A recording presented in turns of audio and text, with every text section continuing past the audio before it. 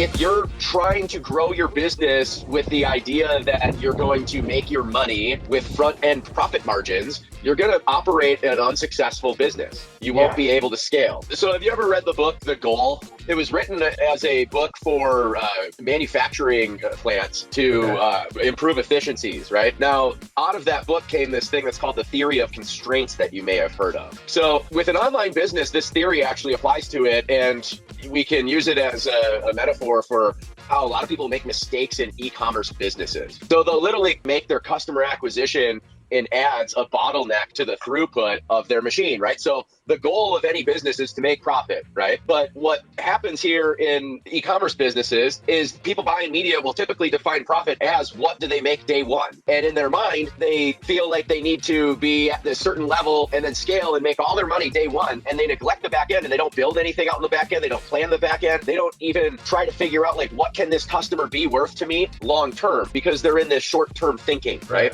And so when you're building an e-commerce store and everything like this in any online business model, you are building a machine, you're building a factory that is meant to produce customers and turn them into the most lifetime value possible, right? And so when you operate your front end ad campaigns under I need to make a certain amount of profit day one perspective, you're going to limit your ability to provide throughput to that machine to make all the money on the back end. And so you actually hurt your business quite a bit. You make your ads a bottleneck. You're playing this game of constant ups and downs.